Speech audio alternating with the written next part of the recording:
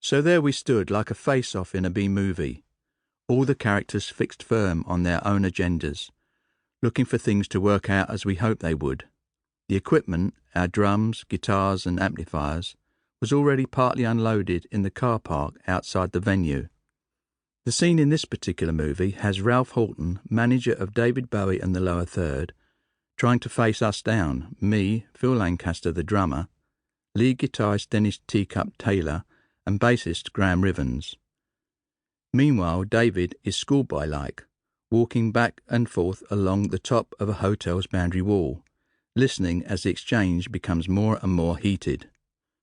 Of all the places this could have taken place, it probably didn't help that this was an important location for David, his old haunt, the Brummel Club in Bromley, just a short hop from his family home.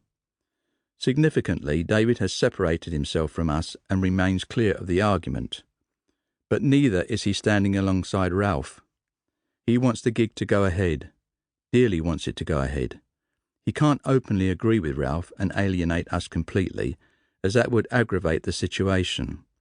But at the same time, he is pissed off, upset that we three are making a stand at this venue, a hometown event. It was an impasse. We weren't going to budge, but nor was Ralph. No pay, no play, we stated. This was our mantra, agreed earlier that same afternoon at the Marquee, when, once again, we left the venue without payment. Our courage to do the unthinkable, renege on a gig commitment, came as the last straw in our dealings with Ralph and the changing relationships between him, David, and the rest of us. Well, if you're not going to play, then I want the equipment I paid for, said Ralph. So that's it then, said Dennis. With that, Dennis and Graham unloaded the remaining amps due to Ralph from the ambulance, our tour bus.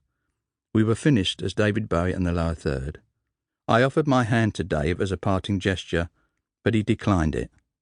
He was torn between Ralph and us, or more likely between playing what was to him an important homecoming gig and ditching the Third.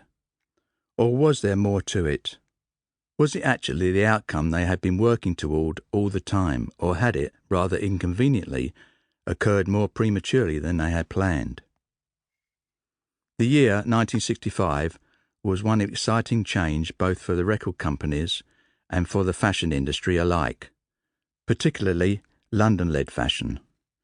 The music that was coming through was certainly more individual, more idiosyncratic than at any time before. Legendary early 60s pioneers such as the Beatles and the Rolling Stones had already paved the way and had defiantly broken away from the conventional format that pop music had once had. Up to this point, British pop had been characterised by ballads and show tunes, older types of music that were beginning to sound dated to the new, younger generation, or baby boomers as we post-war kids were labelled in the 50s. The UK may have taken its time to adapt, but it was now, or so it felt at the time, ripe for a damn good shake-up. One particular group, for that's what bands were called then, that I heard one day on the radio in Germany was like nothing I'd heard before. It was an epiphany. I immediately thought, that's it, that's the sound, that's what I want to do. It was The Who, one of their earliest releases with Keith Moon thrashing hell out of his drums in a sort of manic freeform style against the tremendous energy of Pete Townshend's frantic guitar, John Entwill's thumping bass, and Roger Daltrey's urgent, rebellious vocals.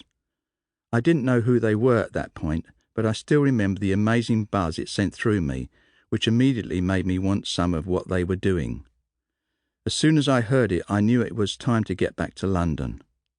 By this time, I was totally ready for a complete change of direction, having paid my dues gigging over the previous decade, mainly covering the hits of the day in various bands and styles. But I had my own ideas too, and an equal ambition to create something different. I just needed some like-minded musicians to work with.